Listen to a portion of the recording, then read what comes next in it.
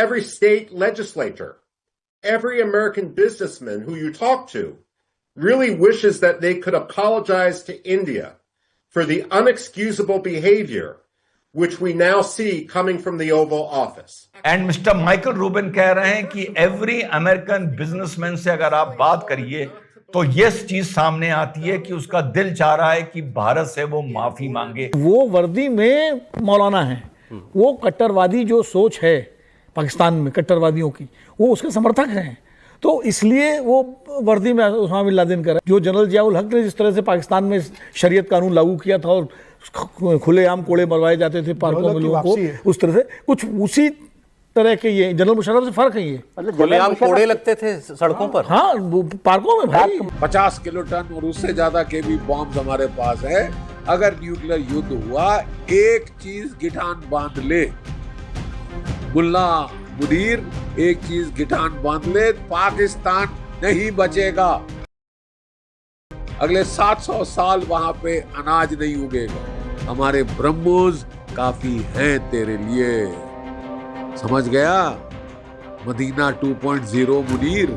और Michael Rubin ने यह तक बोला कि जैसा कि आपने वहां पर ओसामा के लिए एक ऑपरेशन चलाया था, पाकिस्तान के ऊपर यूएसए के नेवी सील्स को पैराड्रॉप होना चाहिए और इनके जितने भी न्यूक्लियर असेट्स हैं उन्हें अपने कंट्रोल में ले लेना चाहिए। दोस्तों नमस्कार, x pentagon official Michael Rubin ने ट्रंप की भारत के खिलाफ नफरत की पोल खोल के रख दी है कि क्यों वो सारे फैसले भारत के खिलाफ और पाकिस्तान के पक्ष में ले रहा है। और उन्होंने तो ये तक कहा है कि सभी अमेरिकी बिजनेसमैन भारत से माफी मांगना चाहते हैं टैरिफ को लेकर जो ट्रंप ने लगाए हैं, क्योंकि उसने चीन को 3 महीने का टाइम दिया है लेकिन भारत पर जानबूझकर टैक्स लगा दिया है, क्योंकि हमने इसका नाम नोबेल प्राइज के लिए नॉमिनेट नहीं किया। मुनीर ने जब से बकवास की अमेरिका में, तब से उस पर शिकंजा कसता ही जा रहा है और अब तक उसके ऊपर वहां बैन लगने की बातें हो रही है कि वो दोबारा ट्रैवल ना कर पाए अमेरिका में, क्योंकि जो उसने बयान दिया है वहां पर खड़े होकर, उसको लेकर बड़ा हल्ला मचा हुआ है। और इतना सब होने के बाद भी अमेरिकी सरकार बिल्कुल चुप है, एक शब्द नहीं कहा उन्होंने, क्योंकि ये सब हो ही ट्रंप के इशारे पर रहा है ताकि भारत को तंग किया जा सके। आप सोच के देखिए, अगर ईरान का लीडर भारत में खड़े होकर ऐसा बयान दे अमेरिका के लिए, तो तब क्या होगा? पूरी दुनिया में हल्ला मच जाएगा कि हमने कैसे परमिशन दी उसके ये सब बोलने की। और आसिम मुनीर ने इतना सब बोलने के बाद भी कुछ नहीं हुआ,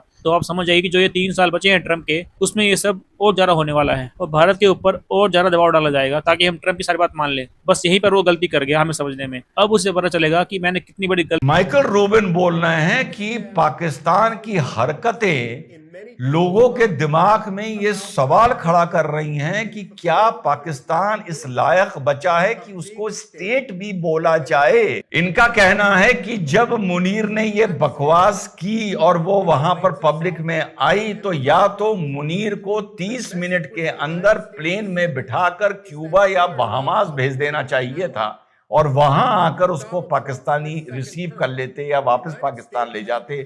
तुरंत उसे अमेरिका से देश निकाला सुना देना चाहिए। यहां पर बात हो रही है अब टैरिफ की, एंड मिस्टर माइकल रूबिन कह रहे हैं कि एवरी अमेरिकन बिजनेसमैन से अगर आप बात करिए तो ये चीज सामने आती है कि उसका दिल चाह रहा है कि भारत से वो माफी मांगे। और यही बात हम लोग 2-3 दिन से कर रहे हैं कि अमेरिका में इस टाइम जो सेंटिमेंट है वो भारत के साथ है और इंडिया बिल्कुल सही है कि वो अपने अधिकार के लिए, अपनी प्रायोरिटी के लिए, अपनी सॉवरेनिटी के लिए लड़ रहा है। And Donald Trump is a hypocrite. And the fact that Prime Minister Modi is standing up for India's rights is going to be the episode that historians remember, where the United States truly learned that you cannot kick India around. जी हाँ साथियों, ये बात आपके भाई ने 8 अगस्त को बोली थी, जरा सुन लीजिए। मैं इस नजरिए से देख रहा हूं कि आने वाले वक्त में यकीन करिएगा, अगर भारत कसौटी पर खरा उतर गया, ये इम्तिहान पास कर गया, तो ये जो हफ्ता है या जो महीने बीत रहे हैं ना, आने वाले वक्त में एनालिस्ट और हिस्टोरियंस भारत की डिप्लोमेसी, फॉरेन पॉलिसी को लेकर इस पीरियड को गोल्डन लेटर्स में लिखेंगे। जी हां, मैंने 8 अगस्त को बोला था कि ये वो पल हैं, ये वो हफ्ता है, ये वो महीना बीत रहा है कि जहां पर भारत अगर अपनी कसौटी पर खरा उतर गया तो आने वाले वक्त में एनालिस्ट, एक्सपर्ट और हिस्टोरियंस इस पीरियड को याद करेंगे कि भारत ने इस दुनिया को एक नया वर्ल्ड ऑर्डर बनाकर दिया था जहां पर अमेरिका की हेकड़ी चलनी बंद हो गई थी। और यही बात माइकल रूबिन साहब ने, जो एक्स फॉर्मर ऑफिशियल है पेंटागन ने, एग्जैक्टली यही बात बोली है। आगे चलिए। They don't understand the ideological underpinnings of many terrorists. Asim Munir is Osama bin Laden in a suit. जी हां साथियों, फिर बोलते बोलते उन्होंने ये बोला, जब सवाल पूछा गया टेररिज्म पर, तो उन्होंने कहा अमेरिका अपनी नजरिए से, अपने कन्वीनियंस से और ग्रीवियंस से टेररिज्म को देखता है। ये एक आइडियोलॉजी है और Asim Munir is Osama bin Laden in a tie. और किसी भी तरह का जो कंसेशन है वो इनकी विचारधारा को नहीं बदल सकता।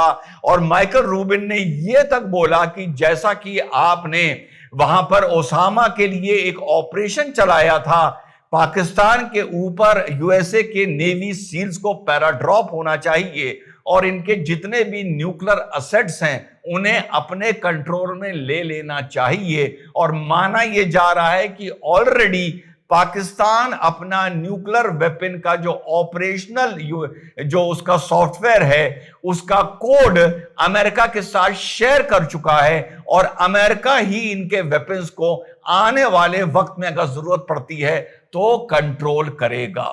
तो भारत ने मुनीर पर क्या बोला, किसी ने क्या बोला, एक अलग बात है, लेकिन दो तीन बातें जो निकल के आ रही हैं कि अमेरिका में सेंटिमेंट इस टाइम, अगर आप टेरिफ के पॉइंट ऑफ व्यू से देखें तो भारत के साथ है, पाकिस्तान के पॉइंट ऑफ व्यू से देखें तो भारत के साथ है। और 8 अगस्त को यह बात मैंने बोली थी और मैं बार बार बोल रहा हूं कि अगर इस टाइम भारत और नरेंद्र मोदी कसौटी पे खरे उतर गए तो ये जो यूनिपोलर वर्ल्ड बनाना चाह रहा है डोनाल्ड ट्रंप, ये मल्टीपोलर वर्ल्ड जो बनेगा, पूरी दुनिया इस टाइम भारत की तरफ देख रही है, जहां तक चाइना को भी डोनाल्ड ट्रंप कंसेशंस दे रहा है। एक्चुअली धरातल पर भारत का कद और भारत का रौला और जलवा यहां से एक छलांग लेकर यहां पहुंचेगा और उसी दिन का इंतजार है और मुझे यकीन है वो दिन बहुत जल्दी आएगा। जनरल मुनीर के बारे में एक चीज समझिए, उनको मौलाना मुनीर कहा जाता है। उनको मौलाना मुनीर क्यों कहा जाता है? जो पाकिस्तान, जो अमेरिकन अधिकारी ने बात कही है उसका संदर्भ है, क्योंकि वो वर्दी में मौलाना है, वो कट्टरवादी जो सोच है पाकिस्तान में कट्टरवादियों की, वो उसके समर्थक हैं। तो इसलिए वो वर्दी में उसामा बिन लादेन कर रहे हैं। और मैं इनको, जनरल मुनीर को, जनरल जियाउल हक के करीब ज़्यादा देखता हूँ। जो जनरल जियाउल हक ने जिस तरह से पाकिस्तान में शरीयत कानून लागू किया था और खुलेआम कोड़े मरवाए जाते थे पार्कों में लोगों को, उस तरह से कुछ उसी तरह के ये जनरल मुशर्रफ से फर्क है। ये मतलब खुलेआम कोड़े लगते थे सड़कों पर। हाँ, वो पार्कों में भाई, पार्क में वो शरीयत को पूरा भीड़ इकट्ठा करके, जियाउल हक के दौर में भीड़ इकट्ठा करके, और जैसे जो शरीयत में है कानून कि कोड़े लगाओ या पत्थर मारो, सब संसार करो, सब होता था। जनरल मुशर्रफ से आप डील कर सकते थे। जनरल मुशर्रफ से डील कर सकते थे। जनरल मुशर्रफ का सोच जो था वो तानाशाह वो भी थे, लेकिन वो एक पढ़े लिखे और प्रोग्रेसिव सोच था, और इसीलिए उन पर हमला भी हुआ था, आतंकवादी संगठन किया था, जनरल मुशर्रफ पर जान लेने की कोशिश की थी। तो जनरल मुनीर और जनरल जियाउल हक ये करीब तो फिर मतलब ये तो और गंभीर बात है कि ये सारी बातें जो आप कह रहे हैं, जो उनका पेंटागन का पूर्व अधिकारी कह रहा है, एक रेडिकल गैर जिम्मेदार किस्म के जनरल को या पाकिस्तान की फील्ड मार्शल बना करके उसको प्रमोट कर रहा है, लेजिटिमाइज कर रहा है, रिवॉर्ड कर रहा है अमेरिका और ट्रंप खासतौर पर। बहुत दूर नहीं है कि ये इनको पूरी तरह से लेजिटिमाइज